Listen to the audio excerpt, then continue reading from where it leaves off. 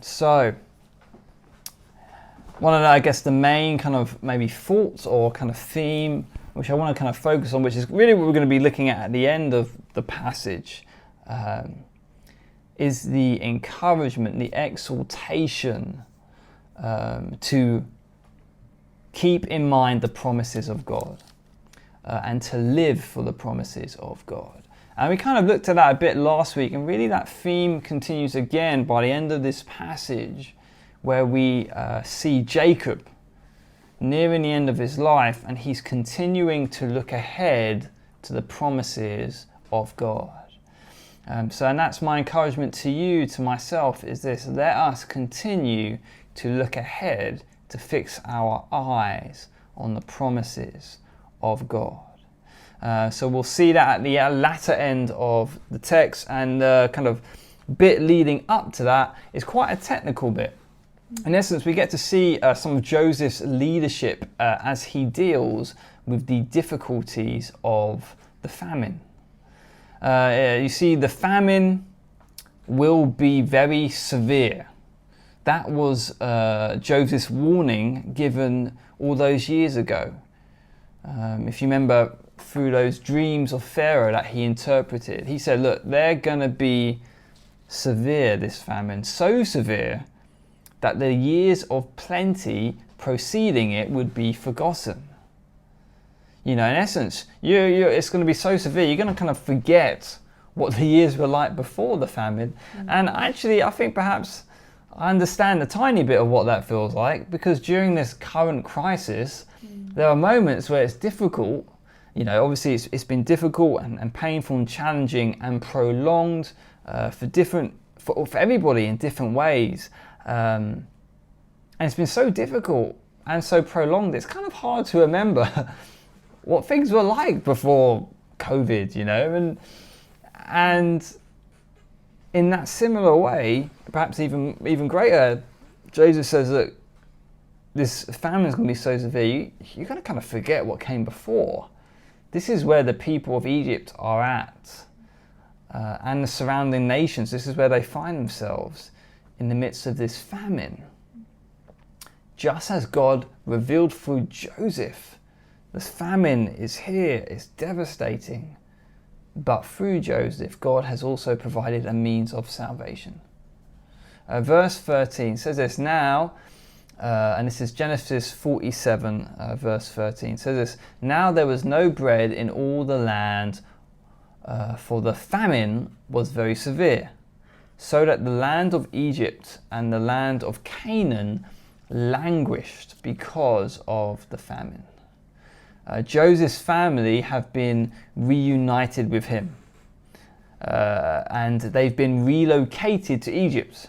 That's what we've been looking at the last few weeks. And Joseph and Pharaoh, they are providing for his family, for in essence what is going to be known as Israel. But now, in this kind of these next few verses, we get to see what happens to the people of Egypt. And you're kind of going to see Israel is actually going to prosper during this time, but actually the people of Egypt themselves are actually going to face decline. They're going to face more difficulty. And the first thing we see is that the people of Egypt, their money runs out. They lose their money.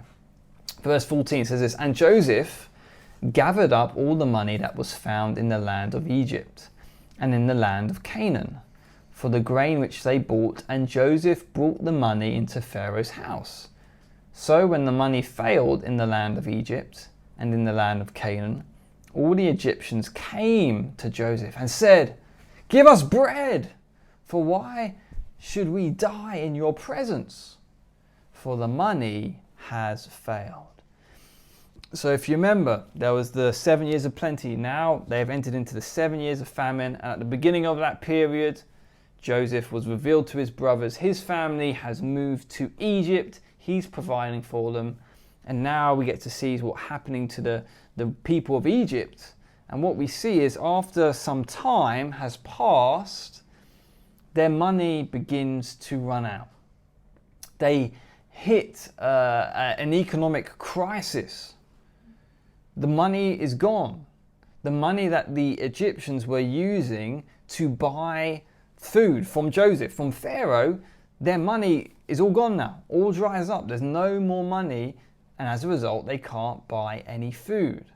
And so they're crying out in desperation, like any of us would do, right? If you completely run out of money, you're not getting anywhere, any else, you can't buy any food. It's like, man, give us bread or we're going to die, Joseph, because our money has failed. And the way the New King James Version kind of words it, I really like. The money has failed. What a statement that is. Ultimately, money isn't going to be the thing that saves them. Money has a limit to how much it can protect us. Money cannot give us ultimate security. No matter how rich we may be, how much money we may have, there are certain things that if they arise in our life, certain circumstances which are out of our control, money is ineffective to save us, to change it. And therefore, this is one of the reasons why God calls us not to trust in our riches, but rather to trust in Him. Because money has a limit. There is only so much that money can do for us, even if we have tons of it. And this is why God's like, look, yes, money is a good thing, and that's one of the ways in which He provides for us. But He's like, I don't want you to put your ultimate trust in this. Because eventually, at some point, something's going to come along which the money's going to fail you. And we see this in Scripture, right? Proverbs 18, verse 11. In the ESV translation says this: a rich man's wealth is his strong city, and like a wall in his imagination. The idea is this: a rich man, because of his wealth, he in essence thinks, wow, because of my wealth, my money is a bit like a strong city around me, and I'm protected, and nobody's going to break through this city walls. It's high, it's big, I'm protected. And what the author of Proverbs says is, that rich man who thinks he has such a strong wall, this is actually imagination. Because wealth and riches, they have their limit.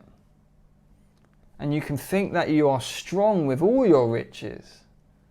But what the Proverbs says is actually this is not the place to put your trust in, because there are so many things which riches can't protect you from. 1 Timothy 6 verse 17, the Apostle Paul, he says it this way: as for the rich in this present age. So think about it, right? He's like, look, there are going to be some believers who are rich. And he says this, look, as for the rich in this present age, what did he say this? Charge them not to be haughty. Which basically means charge them not to be prideful, not to think much of themselves. And he continues, he says, nor to set their hopes on the uncertainty of riches, but on God, who richly provides us with everything to enjoy. Paul, speaking to Timothy, says, hey, look, I want you to say to the rich people, don't be prideful and don't set your hope on riches. Why? Because it's uncertain. Riches are not certain. And that which they offer is not certainty. But God is certain. And therefore we can trust Him, because God is greater than money. So whether we are, and Paul used to say he learnt the secret of being content when he had nothing and when he had plenty. And in different periods in our lives as believers, there are going to be moments where we have nothing, and there may be moments where we have plenty. And compared to a lot of people in the world, within the West, we do, in general, have much more than a lot of people throughout the world. But whether we, whether we don't have a lot or in plenty, Paul says, I've learned the secret of being content. And how could he learn that secret? I think it's because he didn't put his trust in riches, whether he had nothing or whether he had lots, but rather, in both situations, he continued to put his trust in God. I want to encourage you and myself to do that. Riches are uncertain, as we even see in this narrative here. The money eventually runs out, but God is certain and we can trust him. And as I say, as the famine takes its toll on the people, taking their money, we're reminded that money has a limit. And so what do the Egyptians do? They turn to the one God provided to save them. And in his wisdom, Joseph has a plan. It says this, verse 16, then Joseph said, give your livestock, and I will give you bread for your livestock, if the money is gone. So they brought their livestock to Joseph, and Joseph gave them bread in exchange for the horses, the flocks, the cattle of the herds, and for the donkeys. Thus he fed them with bread in exchange for all their livestock that year. So basically, Joseph has this way to keep everything still running. He says, look, okay, you run out of money, okay.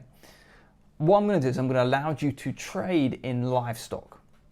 So you don't have any money, but you can use your livestock. You can use your flocks, your cattle, your horses, your herds. You can use this to buy food. And so they do that, and that sustains them for another year. The people of Egypt, they use livestock to buy food. But before we go on to the next bit, I want us to remember, if you can remember to last week, who was in charge of Pharaoh's livestock? It was Joseph's family.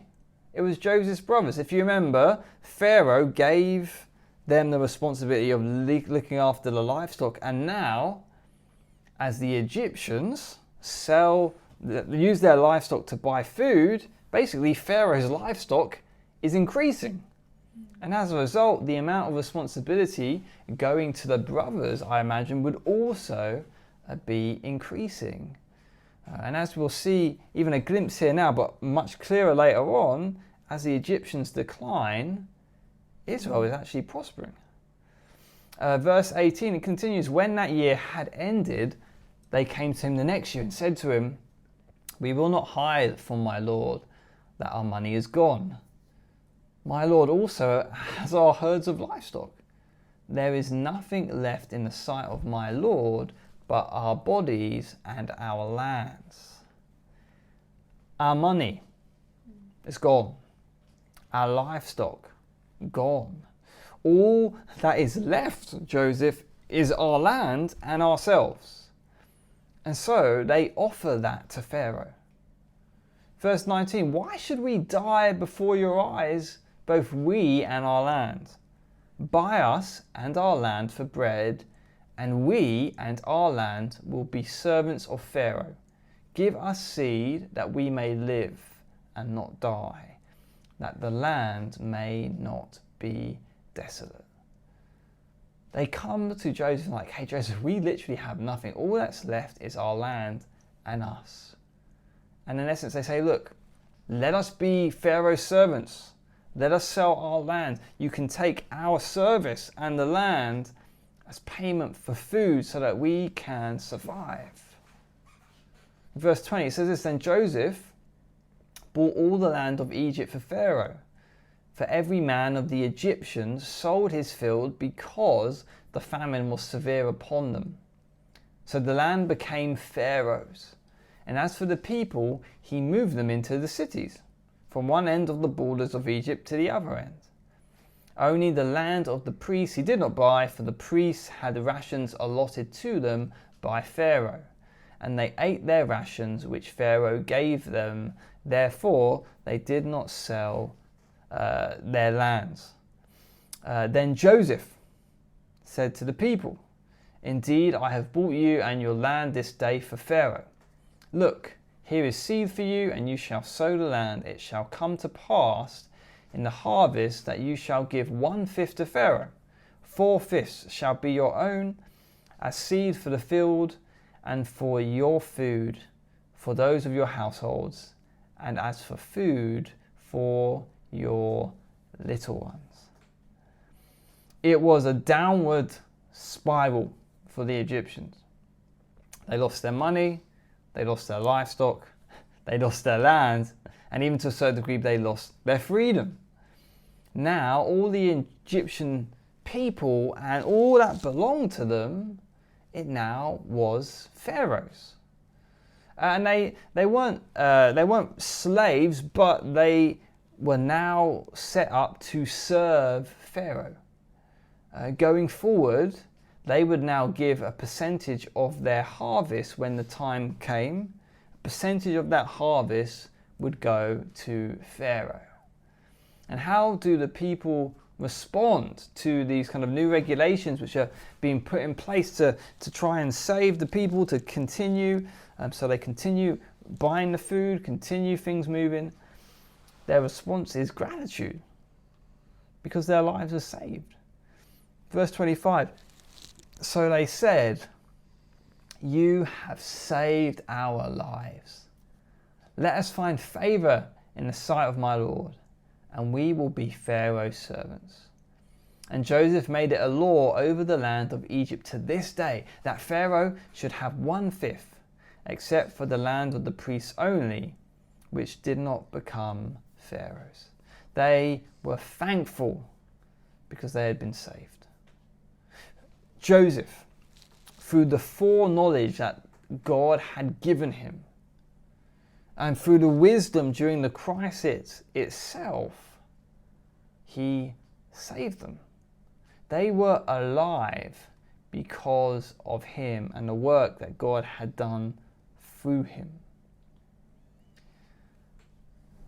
They had lost so much because of this famine, but they had their lives. And while this was all going on, what about Israel? Well, as far as we can tell, Joseph continued to provide for his family throughout the famine. So basically, as the Egyptians declined, the Israelites during this period were actually prospering. It says this in verse 27, continuing on. So Israel dwelt in the land of Egypt, in the country of Goshen, and they had possessions there, and grew and multiplied exceedingly.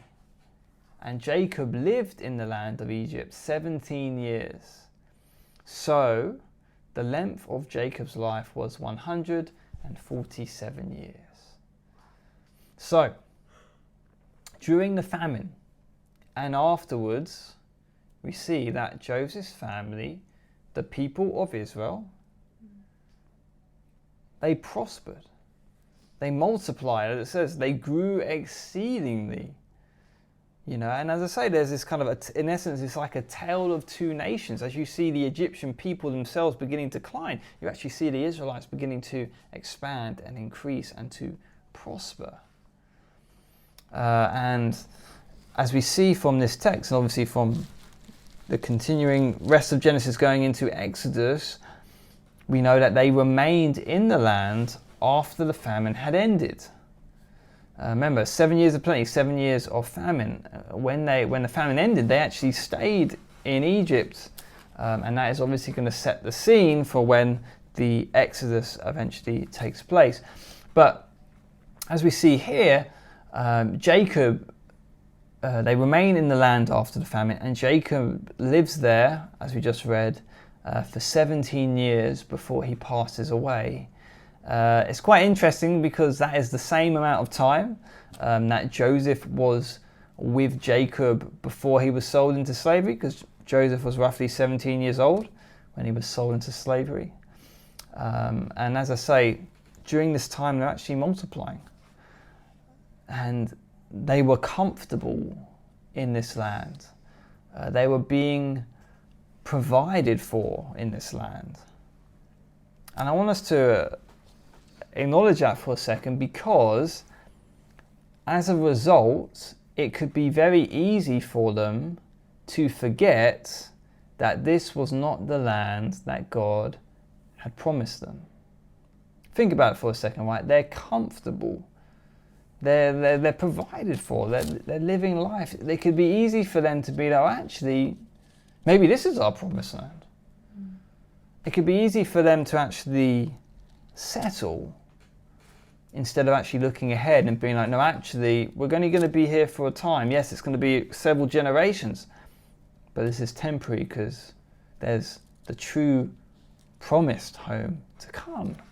And as I say, them being comfortable, it could be easy for them to forget that Egypt was not their promised home. And there is one person who very clearly knows that and wants to make sure his family doesn't forget that, and that is Jacob, also known as Israel. Jacob knew that this was not the promised home. This is why it says in verse 29, when the time drew near that Israel must die, he called his son Joseph and said to him, now if I have found favor in your sight, please put your hand under my thigh and deal kindly and truly with me. Please do not bury me in Egypt, but let me lie with my fathers. You shall carry me out of Egypt and bury me in their burial place. And he said, I will do as you have said. Jacob asks Joseph to make him a promise, and he does this by saying, look, put your hand under my thigh, and I want you to make this vow, make this promise. Very reminiscent of what Abraham says to his servant when sending him out to find a wife for Isaac. He says, look, I want you to vow, make this promise. Joseph, I want you to promise me that when I die, you're going to bury me with my fathers. That you're going to bury me with Abraham and Isaac. You're going to bury me with them in the land of promise. It is him, in essence, reminding him, Joseph, the family, and us reading this, this is a reminder that this was not their home. This place, though comfortable as it was for them during this season, although as we know it won't become very comfortable for them in the future, but at this moment it's very comfortable for them.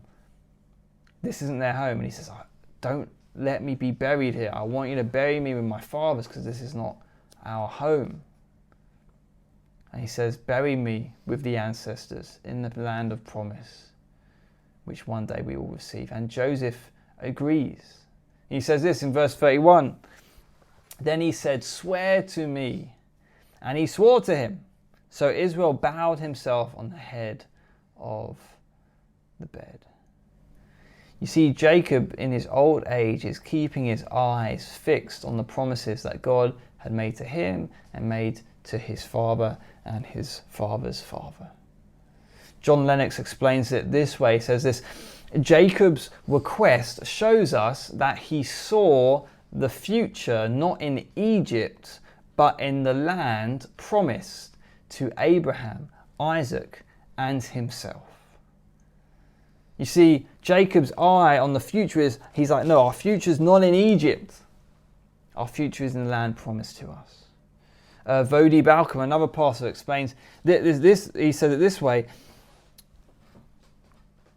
no matter how bad things were in Canaan, and no matter how good they appeared to be in Egypt, this was not what God has in store for them in the long run. And a bit later on he says this, speaking of Jacob's request, he says this has nothing to do with Israel's superstition. This is all about his greater hope.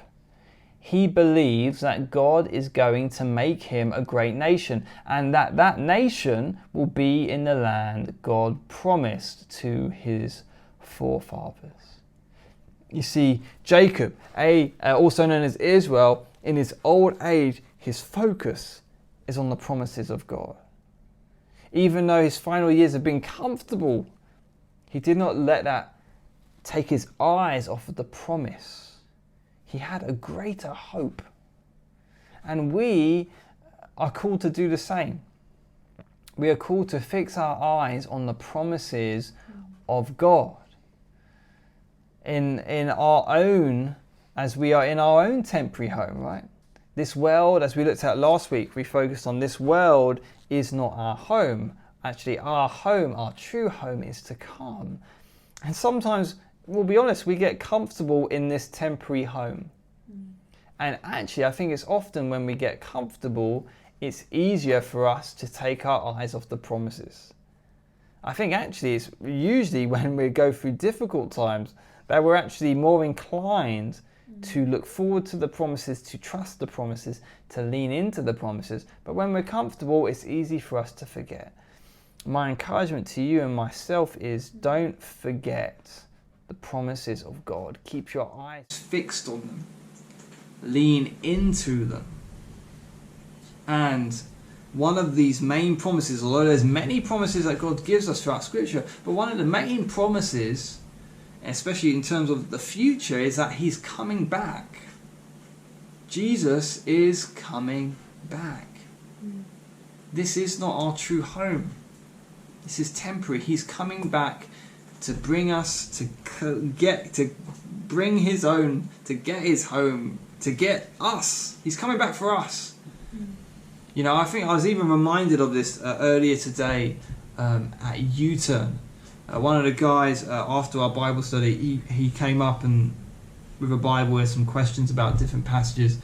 And he showed me this passage in Romans 13, where Paul says this. He says this, and do this, talk about loving your neighbour. He says, look, and do this, love your neighbour, knowing the time, that now it is high time to awake out of sleep. For now our salvation is nearer than when we first believed. The night is far spent, the day is at hand. Therefore let us cast off the works of darkness, and let us put on the armour of light. Let us walk properly as in the day. And even just that little passage there, it is fixing, Paul's like, fix your eyes, look.